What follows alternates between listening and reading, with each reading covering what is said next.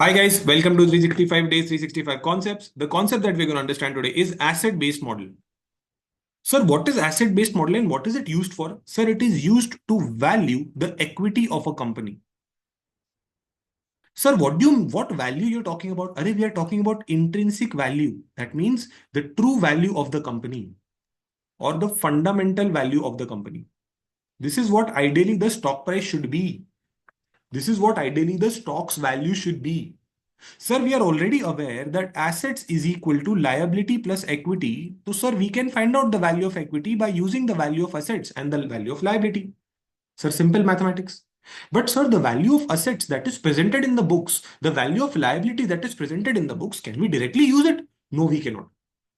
And that is where asset-based model comes into picture. The value that you are supposed to take is going to be the market value of those assets, the market value of those liabilities, because that is only when you will get the true value of equity.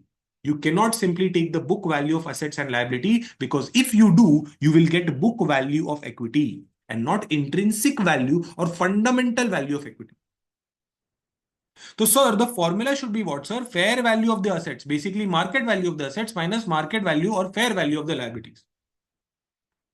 Sir, then for what kind of companies do we use this valuation model, sir?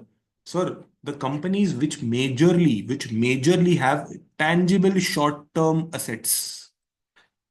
Sir, first things first, we have to understand it is very difficult to value intangible assets because intangible assets are something which you cannot touch, and what do you call?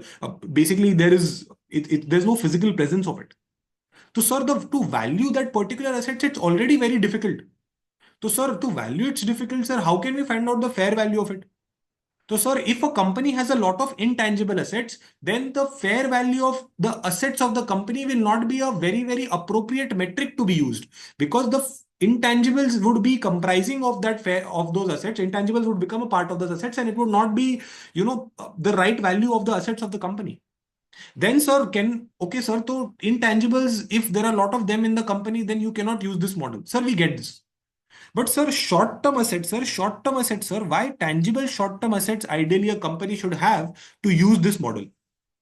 Sir, why is that so? Short-term assets are the one that can be easily sold in the market.